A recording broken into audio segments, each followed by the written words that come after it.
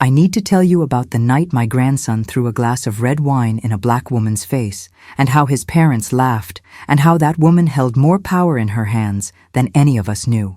How does a grandmother watch the child she helped raise commit an act so cruel, so careless, that it costs her entire family everything they spent 3 generations building? What do you do when you realize the people you love most have become strangers to decency, and the bill for their arrogance comes due in front of the whole world? And how do you choose between blood and what's right when standing up for justice means watching your own family fall? I was standing near the champagne fountain when it happened. We were at the Riverside Convention Center, the biggest ballroom in the state, all crystal chandeliers and marble floors that made every footstep echo like a judgment. My son Marcus had rented the whole place for the annual gala celebrating 40 years of Hayes Development Corporation, the commercial real estate empire my late husband Richard built from nothing. There were 300 people there that night, investors and politicians and old money families, everyone in tuxedos and evening gowns, everyone drinking expensive wine and pretending they weren't sizing each other up like racehorses. My daughter-in-law Christine was holding court near the stage, in a dress that cost more than most people's monthly mortgage payment, and my grandson Tyler, 17 years old and already over 6 feet tall, was moving through the crowd like he owned not just the room, but everyone in it. I watched him approach the bar where a woman stood alone, checking her phone. She was elegant in a way that money can't buy, wearing a simple black dress that somehow made every other woman there look like they were trying too hard. Her natural hair was pulled back in a graceful twist, and when she glanced up from her screen, her eyes were intelligent and calm. I didn't know her name yet, but I could see she didn't belong to the usual crowd of yes men and social climbers. There was something substantial about her, something earned rather than inherited. Tyler grabbed a glass of red wine from a passing waiter's tray. He was laughing with 2 of his prep school friends, boys just like him, raised on trust funds and the belief that consequences were for other people. I saw him gesture toward the woman with his chin, saw his friends grin and nod, and something cold moved through my chest. I started walking toward them, but the crowd was thick, and I was 72 years old in heels I shouldn't have been wearing, and I wasn't fast enough. He walked right up to her and said something I couldn't hear over the music. She looked at him with the kind of patient expression you give a child who doesn't know any better. Then Tyler lifted that glass and threw the wine directly in her face. The deep red liquid splashed across her skin, her hair, the front of her dress, and for one terrible moment, the entire room seemed to freeze. The music kept playing, but every conversation stopped. 300 people turned to look. The woman didn't scream. She didn't cry. She stood absolutely still, wine dripping from her chin onto the marble floor, and her expression didn't change at all. That stillness was more frightening than any rage could have been. Tyler and his friends were laughing, that bright, cruel laughter of boys who've never been told no. And then I heard it, the sound that broke something in me that has never quite healed. My son Marcus was laughing too. He was standing 20 feet away with Christine, and they were both laughing. Christine with her hand over her mouth like she was watching a clever party trick. I finally reached them. I grabbed Tyler's arm hard enough that he turned to look at me, and the laughter died on his face when he saw my expression. "What have you done?" I said, but my voice came out as a whisper, and in that huge room with all those people, nobody heard me but him. The woman pulled a handkerchief from her purse with hands that didn't shake and began wiping wine from her face with careful dignity. A member of the catering staff rushed over with napkins. Someone else brought a glass of water. The woman accepted both with quiet thank yous, and then she looked past all the helpful strangers directly at Marcus and Christine.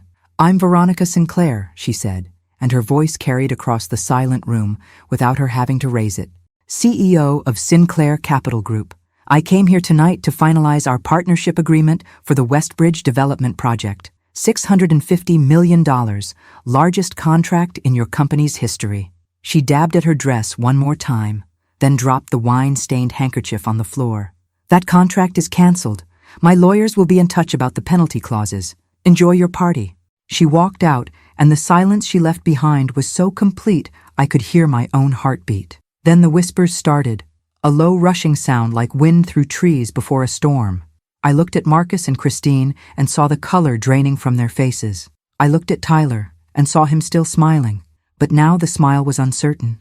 A boy who just realized the ice under his feet was thinner than he thought. And I knew, standing there in that beautiful room with its crystal and its champagne and its 3 generations of wealth on display, that our family had just stepped off a cliff and the ground was rushing up to meet us. If this story has already touched your heart, subscribe now, leave a like, and tell me in the comments what city you're watching from. I need to go back to understand how we got here, how a family that came from nothing could raise a grandson who thought throwing wine in a stranger's face was entertainment. My husband Richard died 8 years ago, and before he passed, he sat me down in the study of our old house, the original Hayes home, before Marcus insisted on building that glass and steel monstrosity in Cascade Hills. Richard took my hand and said, "Eleanor, I'm worried about the boy." He meant Tyler, who was 9 then, already showing signs of the entitlement that would harden into cruelty. "You've got to teach him that money is a tool, not a shield. It can build or it can corrupt. Make sure he learns the difference before it's too late." I promised I would. I thought I had time. But Richard died that winter, and Marcus took over the company, and Christine took over the family, and somehow in the years that followed, I became less a voice of wisdom, and more a relic they kept around for photo opportunities at charity events. The Hayes Development Corporation wasn't always an empire. Richard started it in 1978 with a single apartment building he bought with money saved from 10 years of working construction. He fixed it up himself, rented the units to working families at fair prices, and used the income to buy another building, then another. By the time Marcus was born in 1982, we had 6 properties and a reputation for honest dealing in a business known for sharks. Richard always said the secret was simple: treat people right, do quality work, and remember that your handshake is worth more than any contract. He taught Marcus those values, or at least he tried to. But somewhere along the way, as the company grew and the properties multiplied and the money started flowing in real volume, Marcus started listening to different voices: business school professors, corporate consultants. Christine's father, who ran a hedge fund and thought Richard's old-fashioned ethics were leaving money on the table. When Tyler was born, Christine hired a nanny who cost more than I'd made in a year back when I was teaching 3rd grade. They enrolled him in Ashford Preparatory Academy, where the other students were the children of senators and tech entrepreneurs and old Southern money families. They bought him everything he wanted before he learned he wanted it. And when I tried to talk to Marcus about it, tried to suggest that maybe Tyler should have some chores, some responsibilities, maybe spend his summers working in the company like Marcus had, my son looked at me with patient condescension and said, "Mom, that's not how it works anymore. Tyler's going to inherit wealth, not build it. He needs different skills." I didn't argue. I learned early that Christine had veto power over everything, and she made it clear that grandmothers who gave unwanted parenting advice got fewer invitations to family dinners. But I still saw Tyler every Sunday when they came for dinner at my house. I kept the old Hayes home after Richard died, even though Marcus wanted me to sell it and move into something more manageable, which meant something smaller, something that didn't take up prime real estate that could be redeveloped into luxury condos. The house is a 1920s craftsman with a wide front porch and creaky floors and a kitchen that still smells like the bread I've been baking there for 40 years. It's where Marcus learned to ride a bike in the driveway, where Richard taught him to change the oil in a car, where we sat at the dinner table every night and talked about our days and our dreams and what it meant to be good people in a complicated world. I couldn't let it go. It was the last solid thing connecting us to who we used to be. 2 weeks before the gala, Tyler showed up for Sunday dinner with a story about a girl at school. He was laughing about it, telling it like a comedy routine. "There's this girl in my economics class," he said, helping himself to more roast chicken without being asked. "She's on full scholarship, total charity case. She tried to say something in class discussion about wealth inequality, and I just asked her if she'd even been to a country club."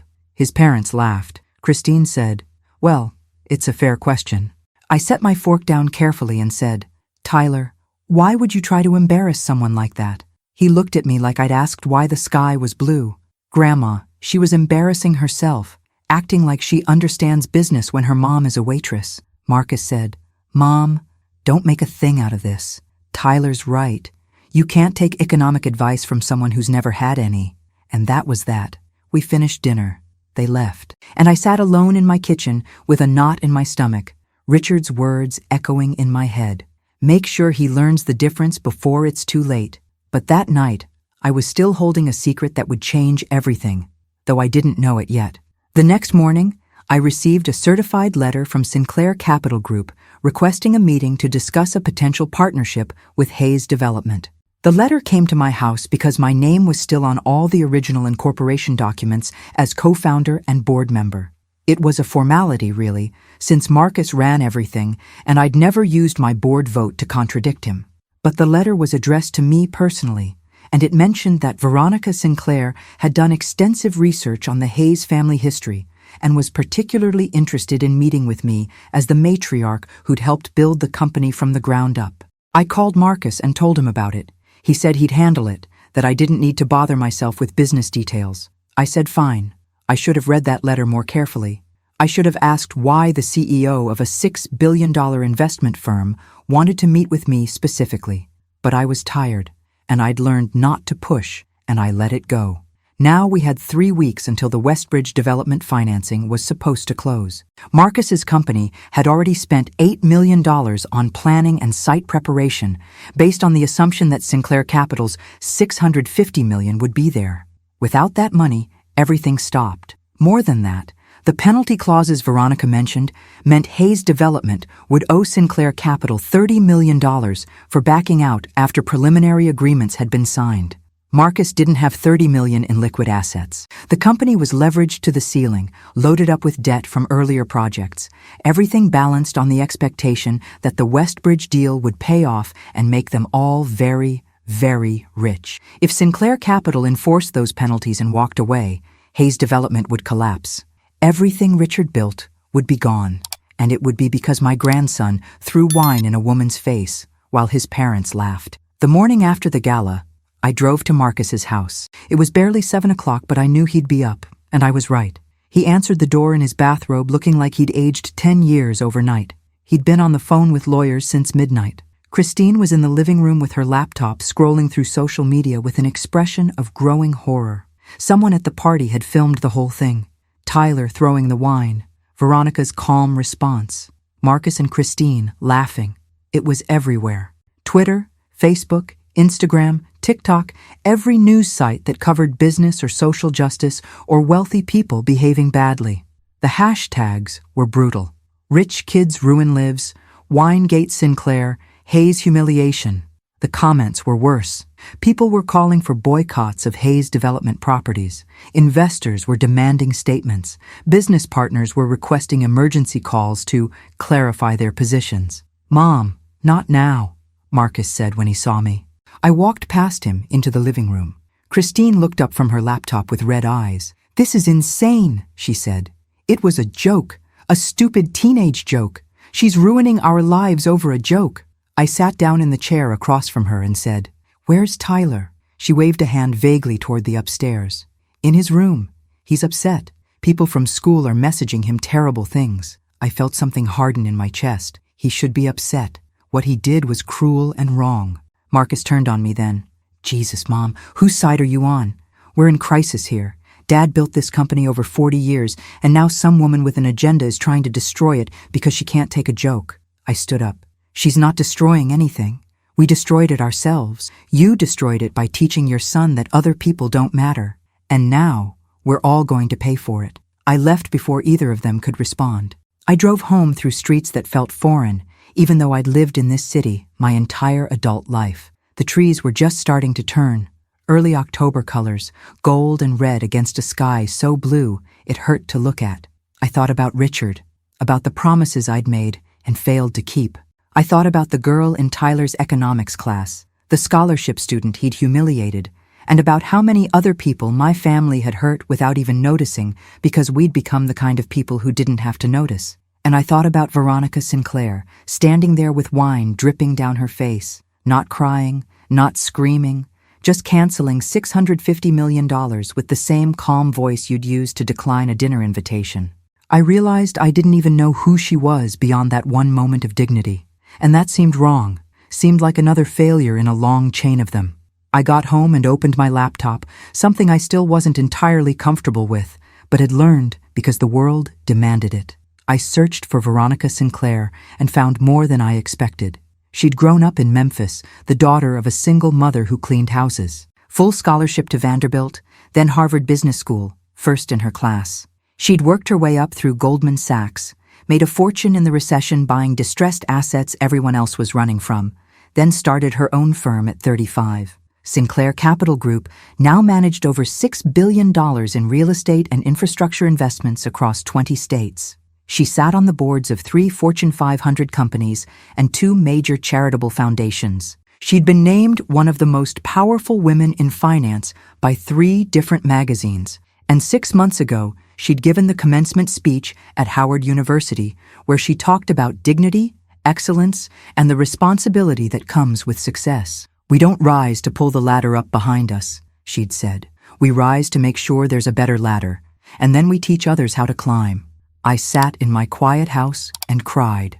Not for my family, not yet, but for the waste of it all, the stupid, careless waste of what could have been. Here was a woman who'd actually earned everything she had, who'd climbed from nothing to the top of a world designed to keep her out, and my grandson had thrown wine in her face because he thought she was there to be humiliated, because his parents had taught him that's how power works. And now she was going to exercise real power, the kind that doesn't care about your feelings or your family name or how many generations you've been rich. She was going to let us fall, and I couldn't even say she was wrong. The phone rang. It was Marcus. "Mom, we need you to do something. You're still technically on the board. You could call Sinclair Capital, request a meeting, apologize on behalf of the family, grandmother to businesswoman, personal touch. It might work." I closed my eyes. "What did you say to Tyler?" There was silence on the other end. Then, "What do you mean?" I said, "After the party, after we lost everything. What did you say to your son about what he did?" More silence. Finally, "Mom, he's 17. He made a mistake. We're handling it internally as a family.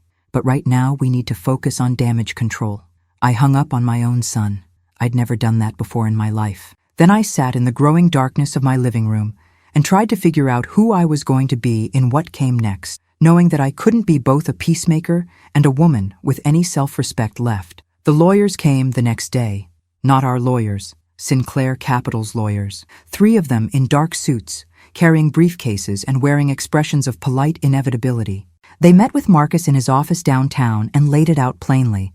Sinclair Capital would enforce every penalty clause in every preliminary agreement. Hayes Development had 30 days to pay $30 million or face foreclosure proceedings on the company's primary assets, which would trigger default clauses on other loans, which would create a cascade of financial collapse. The company would be liquidated, the properties sold off, the Hayes name would become a cautionary tale in business schools. They were very sorry. Nothing personal, just business. Marcus called another emergency meeting at his house that night. This time, he wanted me there. Wanted Christine's father Franklin there, wanted the company's CFO and chief counsel there. 8 of us around the dining room table like some grim parody of Sunday dinner. Marcus looked like he hadn't slept in 2 days. His hair was uncombed and his shirt wrinkled and his hands shook slightly when he poured himself another bourbon. "We have options," he said, but he didn't sound like he believed it. The CFO walked us through the numbers. To pay the penalties, they'd have to sell 3 major properties, which would take months they didn't have. They could try to find bridge financing, but no bank would loan money to a company in this kind of public relations catastrophe. They could declare bankruptcy, restructure, try to save something, but that would mean admitting defeat, would mean the Hayes name on court filings and creditor meetings and everything Richard built reduced to line items in legal documents. Franklin, Christine's father, had been quiet through most of it. He was a man who looked like money, silver hair and expensive watch, and that particular confidence that comes from never having been genuinely afraid of anything. He cleared his throat, and everyone turned to him like he was about to deliver wisdom from a mountaintop. "The problem here," he said slowly, "is that we're letting emotion drive financial decisions. This Sinclair woman is angry. Understandable. But anger passes. What she really wants is to maintain her reputation as someone you don't mess with. We give her that, publicly, and then we negotiate privately. Marcus, you hold a press conference, full apology. Tyler holds a press conference. Tearful, contrite, Maybe mention therapy or community service or some bullshit like that. We make a donation to some black charity in Sinclair's name. We grovel. And then, once the public relations storm dies down, we approach her quietly with a revised deal. Maybe better terms for her, more equity, some concessions. Nobody really wants to walk away from $650 million. She'll come around. I watched my son's face brighten with hope and felt sick. That's manipulative, I said. Franklin looked at me like I'd just announced I believed in fairies. Eleanor, it's business. This is how these things work. You signal contrition publicly while protecting your position privately. I said, "You're talking about treating an apology like a negotiating tactic." He smiled, not unkindly. "I'm talking about saving your son's company and your husband's legacy and your grandson's future. Unless you'd prefer we just accept destruction?" Everyone was looking at me now. Marcus with desperate hope, Christine with irritation, the lawyers and CFO with the careful neutrality of people being paid to sit in rooms. I realized that I was the oldest person there, the only one who'd been alive when Richard started all this, the only one who remembered when our biggest business decision was whether we could afford to repair a water heater or needed to replace it. And they were all waiting for me to give permission for us to be exactly the kind of people Richard had worked his whole life not to become. "No," I said. "I won't be part of that." Marcus actually laughed, a short, bitter sound. "Mom, with all due respect, you're not really part of the decision-making process anyway. You're on the board in name only. You haven't attended a board meeting in 5 years." I stood up. My legs felt unsteady, but I made myself stand straight. "Then I'm attending the next one, and I'm voting against any plan that involves manipulating that woman into forgiving us for something we haven't actually repented for." Christine said, "Eleanor, sit down. You're being dramatic." But I was already walking to the door. I heard Franklin say behind me, "Well, we can override her vote easily enough, but this is going to be messy." I closed the door on them and drove home through streets still autumn bright, crying so hard I had to pull over twice because I couldn't see the road. At home, I found a handwritten letter on my porch, tucked into the screen door. No stamp, no postmark, hand-delivered. The envelope was heavy cream paper with no return address, just my name in elegant script. Inside was a single page, also handwritten in the same careful script. "Dear Mrs. Hayes," it began. "We have not been formally introduced. My name is Veronica Sinclair. I had hoped to meet you at the gala before circumstances intervened. I have been researching your family's company for the past year in preparation for our partnership, and I became aware that you are the co-founder whose contributions have been largely erased from the public narrative. Your husband spoke of you often in interviews early in the company's history, but somewhere around 1998, your name stops appearing in articles and documents. I am writing to you personally because I believe you are the conscience of the Hayes family, and I hope we might speak privately before this situation escalates further. I will be at Riverside Park by the fountain tomorrow at 10 in the morning. If you choose to meet me, I will explain what I had hoped to offer your family and what I believe is still possible if certain conditions are met. If you choose not to come, I will understand, and my lawyers will proceed with enforcement. With respect, Veronica Sinclair." I read it 3 times. My first instinct was to call Marcus, to tell him that Sinclair wanted to talk, that maybe Franklin's plan was working already, that maybe we could still salvage this. But something in the letter stopped me. The way she'd mentioned my disappearance from the company story, the way she'd called me the conscience of the family, the way she'd asked to meet me privately rather than through lawyers or boardrooms. She was offering me something different than a business negotiation. She was offering me a choice about who I wanted to be in the story of my family's fall or redemption. I thought about Richard, about his hand in mine in the study 8 years ago, about his worry that we were raising a boy who would grow into someone cruel. I thought about the girl Tyler had humiliated in economics class. I thought about all the times I'd stayed silent, kept peace, chosen comfort over confrontation. And I knew I was going to that fountain, and I wasn't going to tell anyone I was going. I couldn't sleep that night. I kept seeing Tyler's face as he threw that wine, the bright, thoughtless cruelty in his smile. I kept hearing Marcus and Christine's laughter. I kept thinking about 1998, the year Franklin first invested seriously in the company, the year Christine's influence started to really shape decisions, The year Richard started coming home from work tired in a way that had nothing to do with physical labor. He'd said once, late at night after too much wine, "I'm losing control of something I built, Eleanor. It's becoming something I don't recognize." I'd told him he was just tired, that Marcus was doing a good job, that every generation had to put their own stamp on things. I told him everything would be fine. I'd been wrong. Morning came cold and clear, October showing off. I dressed carefully, the way you dress, when you want to be taken seriously, good slacks and a blazer and the pearl earrings Richard gave me for our 25th anniversary. I didn't tell Marcus where I was going. I drove to Riverside Park, found parking near the fountain, walked through morning joggers and young mothers with strollers and old men feeding pigeons.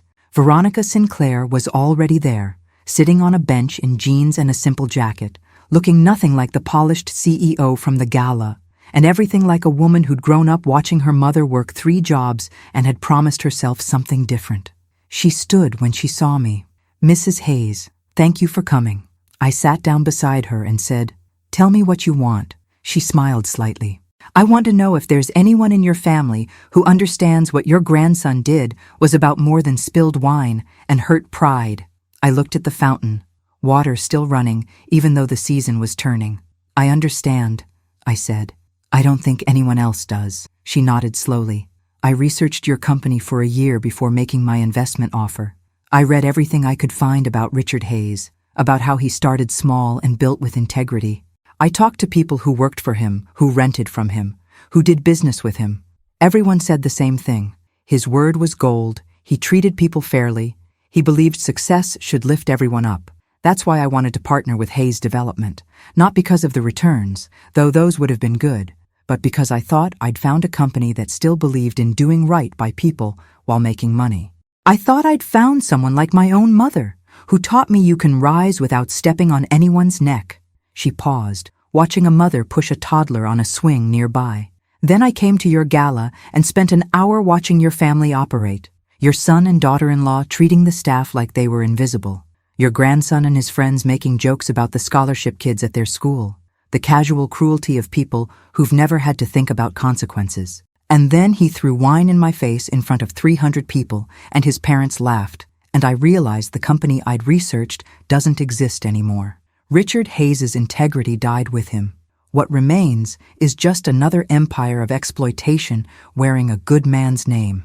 I felt those words like a physical blow, like someone had punched me in the chest, because she was right, because I'd watched it happen and done nothing, because I'd let the monster grow by pretending it was still a child. "So, why meet with me?" I asked. "Why not just let us fall?" She turned to look at me directly. "Because your name is on the original incorporation papers, because you own 20% of the company in your own right, separate from Richard's estate.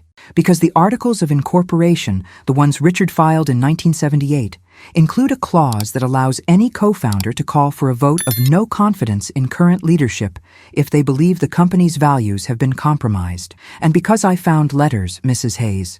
I found letters Richard wrote to his lawyer in the year before he died, expressing concerns about how Marcus was running things, about the culture being built, about his fear that the company was becoming something ugly. He never filed a vote of no confidence because he died first, but his co-founder could. You could." My hands were shaking. "You want me to vote my own son out of his company?" She shook her head.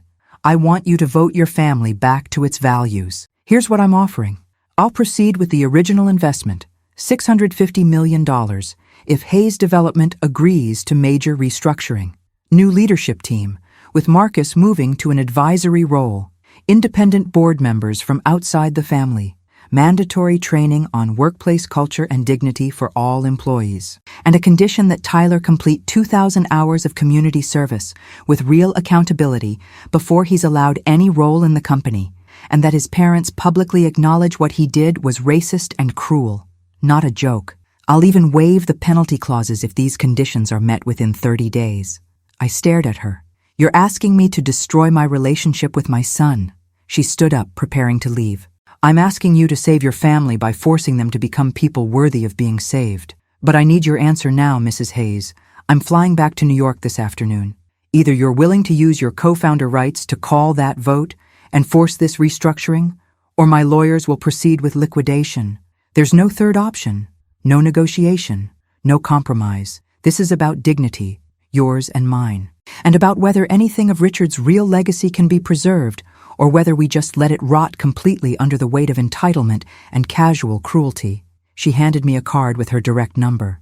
Call me by noon if you're willing to fight for the company your husband built. After that, the choice is made. She walked away across the park, and I sat on that bench watching the fountain and the joggers and the mothers and children, watching the normal world go by while mine balanced on a knife edge. I had until noon to choose between my son's love and my husband's legacy, between keeping peace and demanding justice, between being the quiet grandmother who let things slide and being the woman Richard had married 48 years ago, the woman who'd stood beside him in poverty and worked beside him in those early years before I'd been quietly erased from the story. I looked at my watch. It was 10:35. I had less than 90 minutes to decide who I was going to be for whatever time I had left. I drove to the old Hayes house, my house, the one Marcus wanted me to sell. I walked through rooms full of memories, touching things Richard had touched, standing in spaces we'd shaped together. The kitchen where we'd planned the first property purchase over instant coffee, because that's all we could afford. The living room where we'd celebrated when the bank finally approved our second loan. The bedroom where Marcus had been conceived, where Richard had died, where I'd spent 8 years sleeping alone and trying to convince myself that silence was the same as peace. I found the box in the back of the closet, the one I'd packed away after the funeral because looking at it hurt too much. Richard's papers, his journals, his letters, and there, near the bottom, a sealed envelope addressed to me in his handwriting, labeled, "If the company ever stops being good." My hands shook so badly I could barely open it. Inside were 3 pages in Richard's clear script, dated 2 weeks before he died. "My dear Eleanor," it began, "if you're reading this, it means things have gone wrong in ways I feared but hoped wouldn't happen. I'm writing this because I'm running out of time, and I need you to know some things I've been afraid to say out loud. Marcus is changing in ways that worry me. He's listening to Christine's father more than he listens to me. He's making decisions based on maximum profit rather than maximum good. He's starting to treat people like resources instead of human beings. I see him becoming the kind of businessman I swore I'd never be, and I don't know how to stop it without destroying our relationship completely." The letter went on. "I've had my lawyer update the incorporation documents to include protections. Your co-founder rights are absolute and irrevocable. If you ever believe the company has lost its soul, you have the power to call a vote of no confidence and force change. I'm giving you this power because I trust your judgment more than I trust my own. You've always been the moral center of our family. You've always seen people clearly, with compassion, but without illusion. And you've always had the courage to do what's right, even when it costs you something. I know I've been sick for a long time now. I know I probably won't see how this turns out, but I need you to promise me something. If the company ever becomes a force for harm instead of help, if it ever becomes a tool to hurt people or exploit them or grind them down, I need you to be willing to burn it all down and start over. Don't let my name on a building matter more than the values we built together. Don't let Marcus or anyone else convince you that money is more important than decency. Be the woman I married, the fierce, beautiful woman who told me on our first date that she wouldn't date a man who was cruel to waiters. Be that woman, and trust yourself." I sat on our bed crying so hard I thought I might break apart. Richard had known. He'd seen it coming, and he'd tried to protect me, protect the company, protect the values we'd built together, and he'd trusted me to be strong enough to make the hard choice when it came. I looked at the clock, 11:15. I picked up my phone with shaking hands and dialed the number on Veronica Sinclair's card. She answered on the second ring. "Mrs. Hayes." I took a breath. "I'll do it. I'll call the vote of no confidence. I'll force the restructuring. But I need something from you first." Her voice was cautious. "What?" I said. "I need you to understand that I'm not doing this to save the company. I'm doing this because my husband asked me to, because he knew better than I did what we were becoming. But if we're going to rebuild this into something worth saving, I need your promise that you'll stay involved, not just as an investor, but as a partner. I need your voice in those boardrooms, making sure we don't just slide back into comfort and exploitation the moment the crisis passes. Can you give me that?" There was a long silence. Then, "Yes, I can give you that. And Mrs. Hayes, thank you. I know what this costs you." I said, You don't, actually. You can't. But I'm doing it anyway, because the alternative is living the rest of my life knowing I chose comfort over conscience, and I'm too old to live with that kind of regret. I hung up and called my lawyer, a woman named Patricia Chen, who'd handled Richard's estate and had known our family for 20 years. I told her what I needed to do. She was quiet for a long moment, then said, "Eleanor, you understand this will be war. Marcus will fight you with everything he has. Christine's father has resources and connections. This will be ugly and public and painful." I said, "Patricia, it's already ugly and public and painful. At least this way maybe something good comes out of the wreckage." She said she'd start the paperwork immediately. Then I did the hardest thing. I called Marcus and told him to come to the house, to bring Christine and Tyler, that we needed to have a family meeting. He arrived an hour later, looking hopeful, probably thinking I'd found some way to fix everything, some way to make it all go back to normal. They walked into my living room, the three of them, and sat on the furniture Richard and I had bought together 40 years ago. Tyler wouldn't meet my eyes. Christine looked impatient. Marcus looked exhausted and desperate. "Mom, please tell me you've got something," he said. I handed him a copy of the vote of no confidence paperwork Patricia had just sent over by courier. "I'm calling a vote," I said, "under my rights as co-founder. I'm voting you out of leadership and forcing a restructuring as condition for keeping Sinclair Capital's investment." The silence was absolute. Then Marcus said very quietly, "You're joking," I said. "I've never been less joking in my life." He stood up, the paper crumpling in his fist. "You're betraying me. You're destroying everything Dad built." I stood up too, and for once I was taller than him in the ways that mattered. "Your father built a company based on integrity and respect. You've turned it into a playground for cruelty. Veronica Sinclair was willing to invest $650 million because she thought she'd found a company that shared her values. Then your son threw wine in her face and you laughed. That's not what your father built. That's what you've allowed it to become. And I won't watch it happen anymore." Christine stood now too, her face flushed. "You bitter old woman. You're doing this because you're jealous, because we have what you never had, because your role in the company has diminished and you can't stand being irrelevant." I looked at her and felt something like pity.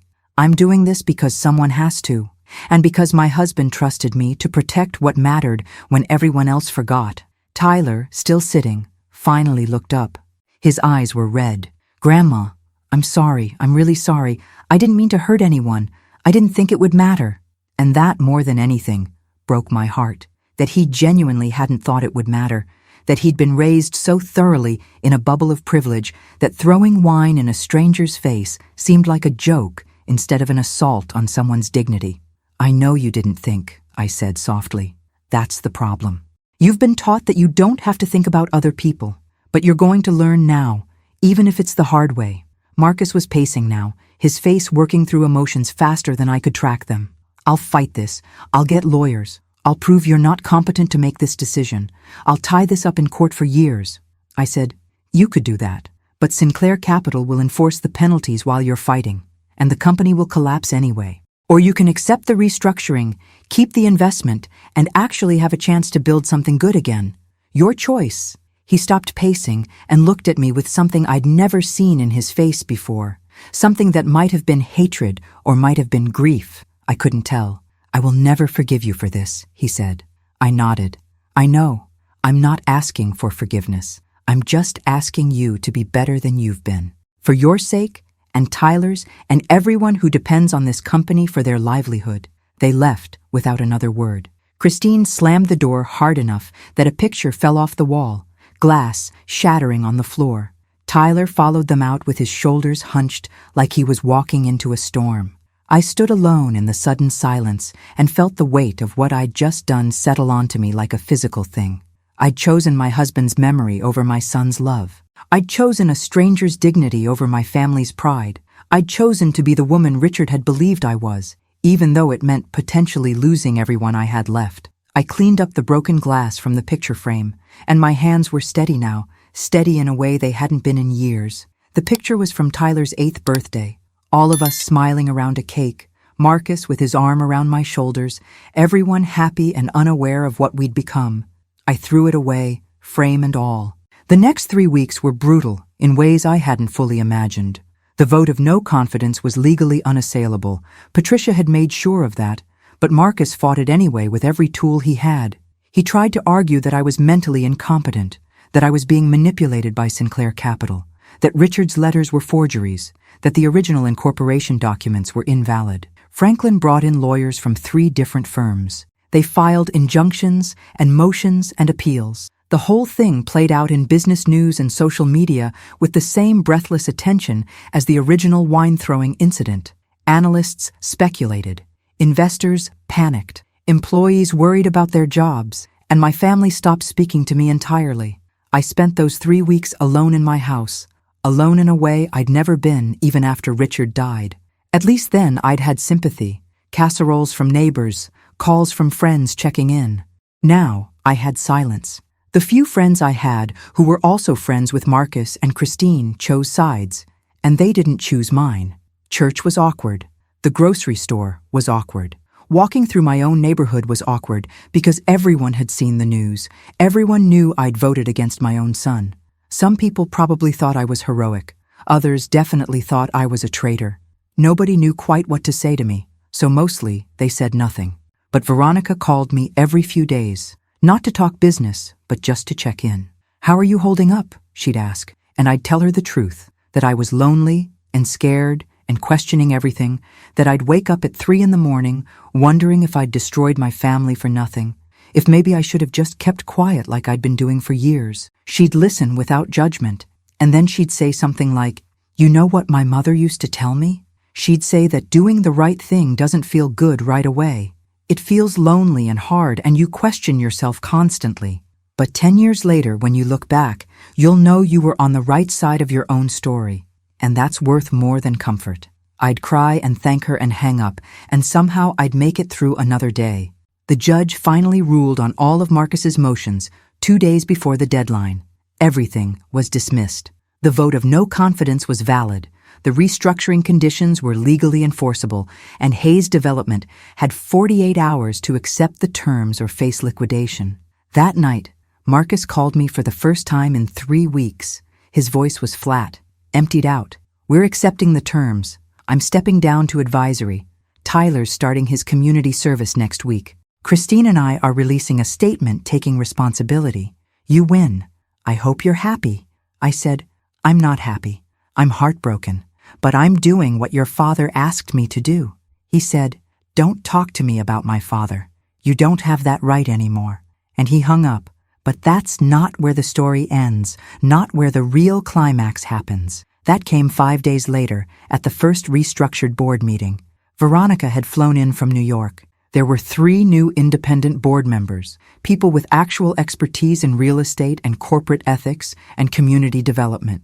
Marcus was there, looking hollow. Christine was there, looking murderous. Franklin was there, looking like he'd aged 20 years. The company's senior staff was there.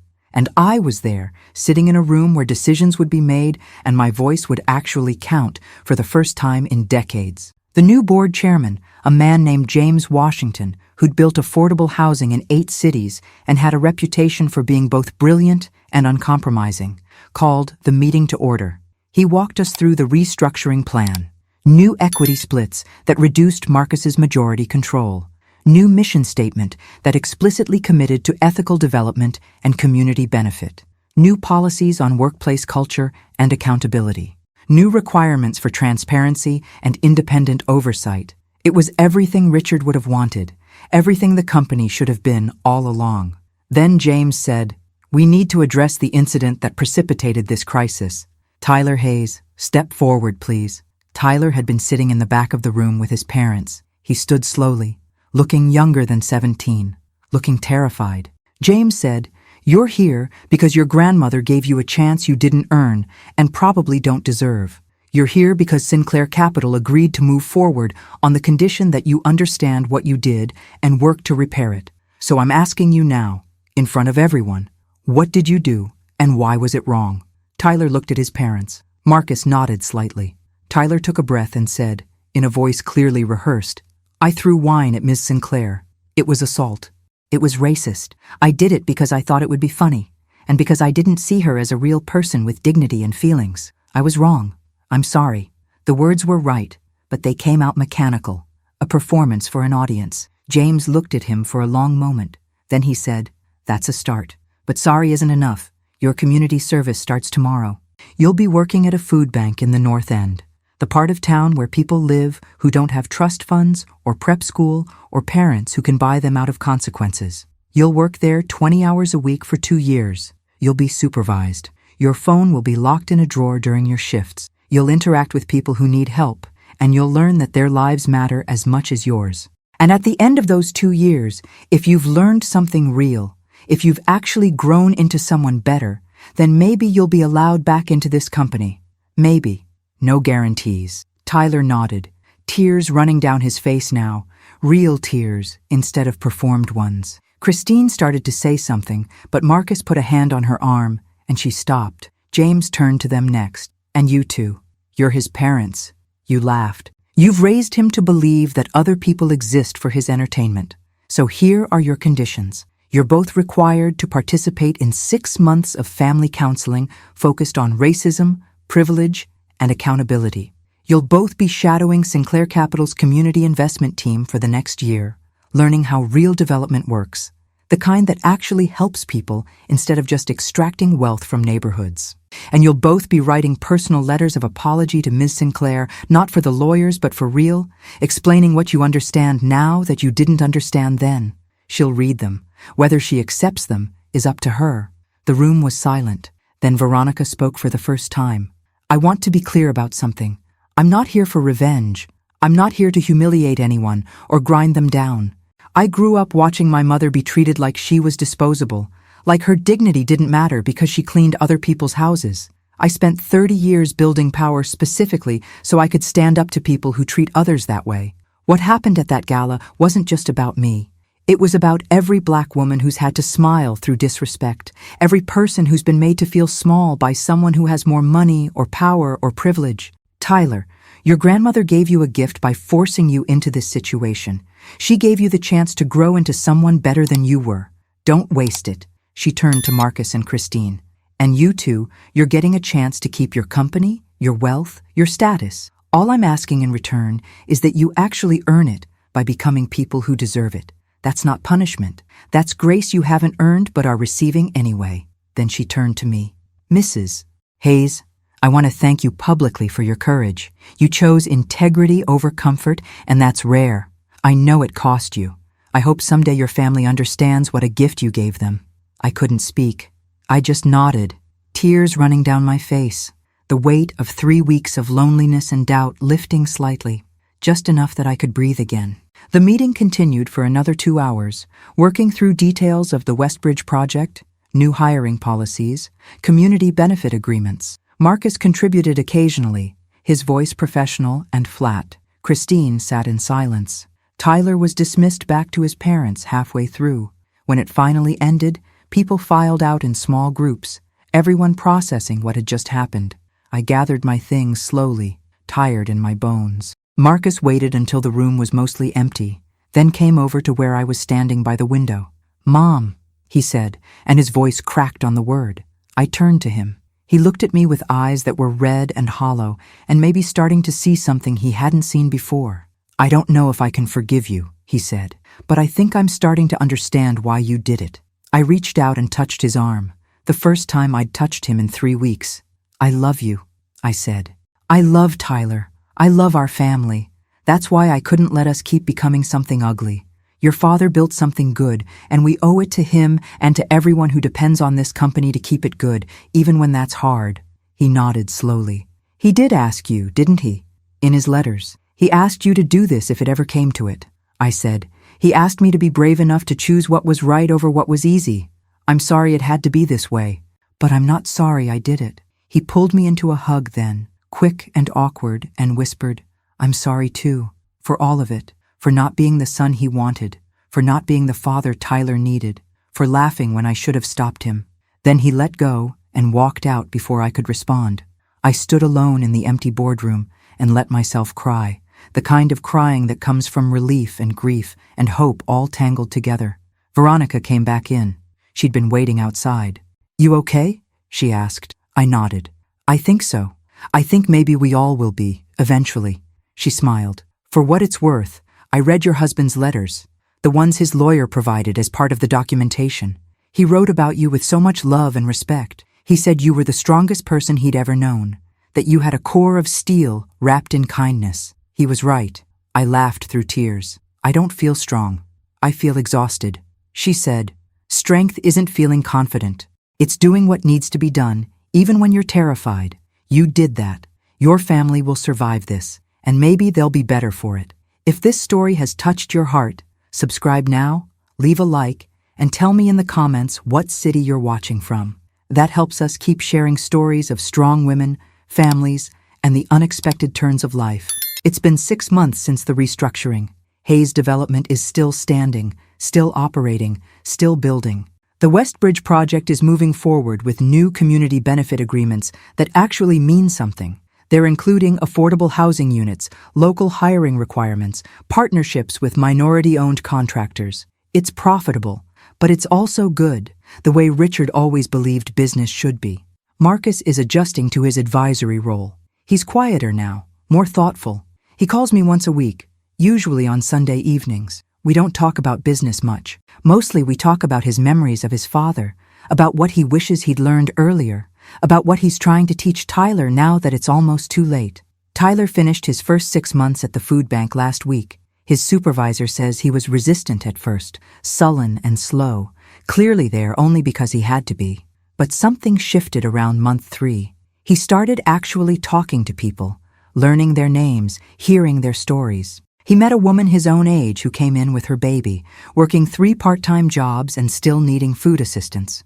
He met a man who'd been a contractor before medical bills bankrupted him. He met a grandmother raising 2 grandkids on Social Security and food stamps after her daughter died of an overdose. He started seeing people instead of extras in his own story. His supervisor says he'll probably make it through the full 2 years, and might even come out the other side as someone worth knowing. Christine and I have a truce. We're not close. I don't know if we ever will be.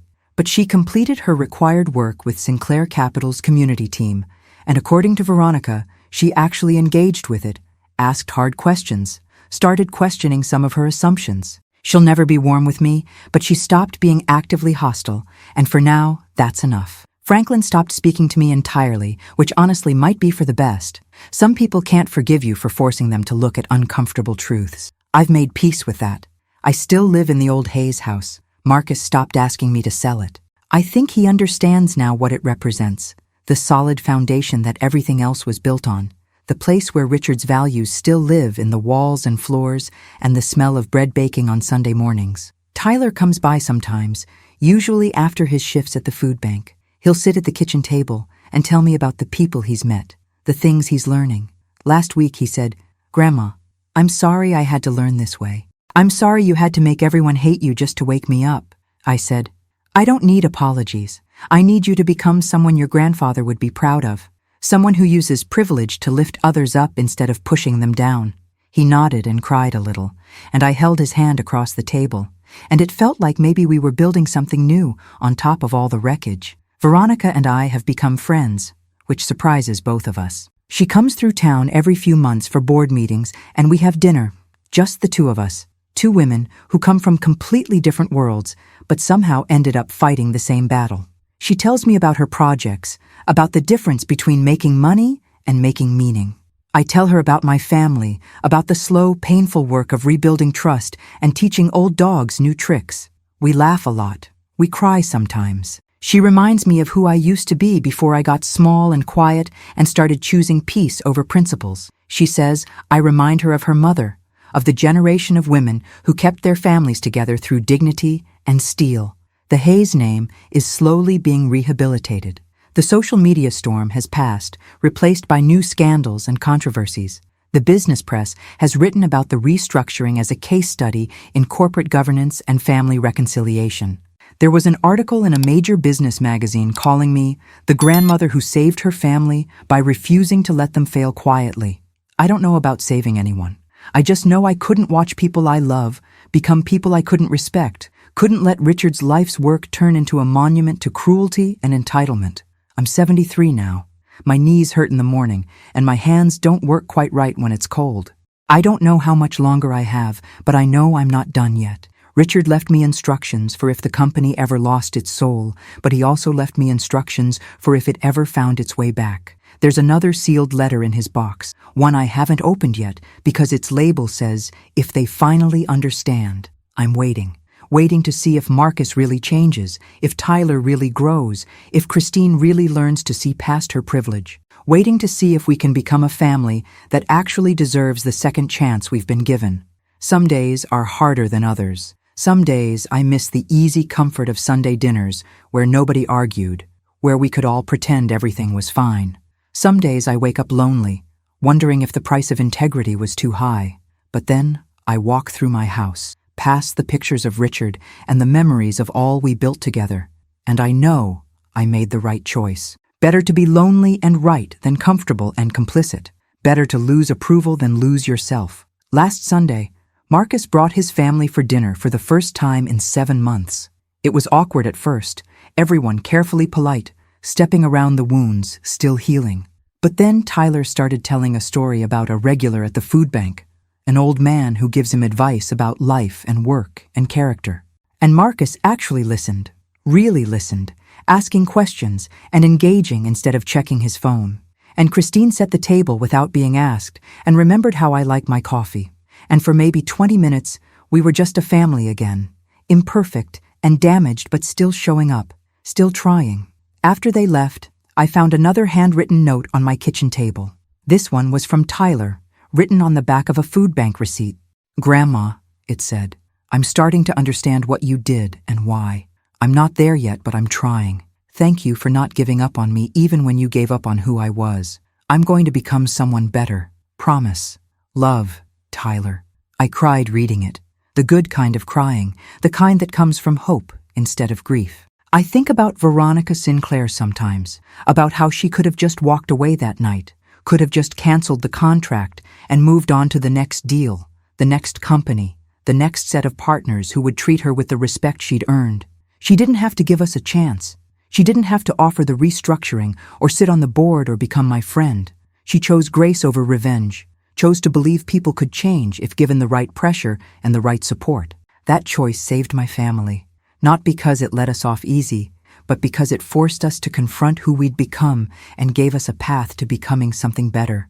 There's a box on my hall table right now, a package that arrived yesterday from New York. Inside is a framed photograph, Veronica and me at the last board meeting, both of us laughing at something James Washington had said. There's a note attached in her handwriting. "To Eleanor Hayes," it says, "who taught me that courage doesn't look like what we expect. It looks like a grandmother choosing truth over comfort, justice over peace, love strong enough to demand better instead of accepting less. Your husband would be proud. I'm honored to know you. With respect and affection, Veronica." I hung it in the hallway, right next to the old photo of Richard and me in front of our first property, both of us young and hopeful and ready to build something good. The two pictures look good together, past and present, the original dream and the fight to keep it alive. I look at them every morning on my way to make coffee, and they remind me that legacy isn't what you inherit, it's what you protect, what you fight for, what you're willing to lose everything to preserve. My story doesn't have a neat ending because real life doesn't work that way. My family is healing, but it's slow and painful and uncertain. The company is better but still fragile, still learning, still one bad decision away from sliding back into old patterns. Tyler might make it through his 2 years of service and become someone wonderful, or he might just learn to perform growth while staying the same inside. Marcus might fully embrace the restructuring and become the leader his father hoped he'd be, or he might spend the rest of his life resenting me for forcing his hand. I don't know. Nobody knows. That's the terrifying freedom of real life, that we make choices and live with consequences and hope we've chosen wisely. But I know this. I chose to be the woman Richard believed I was, instead of the grandmother everyone wanted me to be. I chose my husband's legacy over my son's comfort. I chose a stranger's dignity over my family's pride. And I'd choose the same way again, even knowing the cost, even knowing the loneliness and doubt and nights crying into my pillow. Because some things matter more than approval. Some things matter more than peace. Integrity matters. Justice matters. Raising good people matters. And sometimes the most loving thing you can do for people you care about is refuse to let them become monsters just because it's easier than fighting. I'm drinking my coffee now in the morning light of my kitchen, the same kitchen where Richard and I planned our future 50 years ago. The house is quiet, but it's a good quiet, the quiet of a home that's weathered storms and still standing. There's another Sunday dinner coming up next week, another chance to build something real with my family. Another opportunity to show Tyler and Marcus and Christine what it looks like to live with integrity even when it's hard. I don't know if they'll show up. I don't know if we'll ever fully heal. But I know I'll keep trying, keep holding space for them to become better, keep being the conscience of this family until the day I die. Because that's what love looks like sometimes. Not comfort or approval or peaceful Sunday dinners where nobody rocks the boat, but fierce protection of what matters, even when the people you're protecting hate you for it, even when you lose them for a while, even when you spend your nights alone wondering if you made the right choice. Real love isn't letting people fail quietly. It's refusing to watch them destroy themselves, even if standing in their way means they destroy you first. Richard knew that. He trusted me with that burden, and I've carried it as best I could. The letter I found, the one that says, "If they finally understand," is still sealed in its envelope in his box. I'm not ready to open it yet. Maybe next year, if Tyler finishes his service and really changes. Maybe in 5 years, if the company proves it can sustain its values under pressure. Maybe never, if we never quite get there. But it's waiting, like a promise, like a test, like one last gift from a man who loved his family enough to build them scaffolding for the moment they'd need it most. The morning light is getting stronger now, filling my kitchen with gold. Another day starting, another chance to be brave, to choose right over easy, to honor the man I married and the values we built together. I finish my coffee, I wash the cup, I check my phone and see a text from Marcus. "See you Sunday. Can I bring anything?" I text back, "Just yourselves, that's enough." And I mean it. However broken we are, however far we still have to go, we're still family, still trying, still showing up. That's all Richard ever asked for. That we keep trying to be good people, to build good things, to treat others with dignity, to use whatever power or wealth we have to lift people up instead of grinding them down. He built a company on those principles, and I saved it by refusing to let those principles die. What happens next is up to Marcus and Tyler and all of us, but at least now we have a chance. At least now we're trying. At least now, when I look in the mirror, I can see the woman Richard married instead of a stranger who chose comfort over conscience. And on the days when it's hard, when I'm lonely, when I miss the easy love of a family that never questioned me, I think about Veronica Sinclair standing there with wine dripping down her face, choosing dignity over rage, choosing to use her power to demand change instead of just punishing the people who'd hurt her. She could have walked away. She could have destroyed us. Instead, she gave us a chance to be better and trusted me to be strong enough to force that change, even when it cost me everything. That's grace. That's justice. That's what it means to have power and use it wisely. And if my family can learn that lesson, if Tyler can grow into someone who understands that other people's dignity matters as much as his own, if Marcus can become the leader his father hoped he'd be, if we can build something worth building on the ruins of what we almost became, then maybe all of this pain will have been worth it. Maybe we'll become a different kind of legacy, not one of wealth and power and comfortable privilege, but one of redemption, growth, and second chances earned through hard work and real change. I don't know if we'll get there, but I know we're trying. And for today, in this quiet kitchen with morning light painting everything gold, that's enough. That has to be enough, because life doesn't wait for perfect endings, or complete healing, or total certainty. Life just keeps moving forward, one choice at a time, one day at a time, one chance at a time to be better than we were yesterday. And that's all any of us can do. Make the choice that lets us look at ourselves without flinching. Do the thing that honors the people who believed in us. Be brave enough to demand better from ourselves and from the people we love, even when that bravery costs us everything. Richard believed I could do that. Veronica believed I could do that. And now, finally, I believe it too. Not because I'm strong or special or extraordinary, but because I'm old enough to know that comfort isn't worth your soul, approval isn't worth your integrity, And peace isn't worth the price if it means watching people you love become people you can't respect. Better to stand alone in your truth than sit comfortable in a lie. That's the legacy I'm leaving now. Not money or property or a business empire, but the memory of a woman who chose what was right when it would have been easier to choose what was convenient. A woman who loved her family enough to save them from themselves. A woman who honored her husband by finishing the work he started and couldn't complete. A woman who proved that it's never too late to find your courage, to use your voice, to stand up for what matters even when the whole world tells you to sit down and be quiet. If this story has touched your heart, subscribe now, leave a like, and tell me in the comments what city you're watching from. That helps us keep sharing stories of strong women, families, and the unexpected turns of life.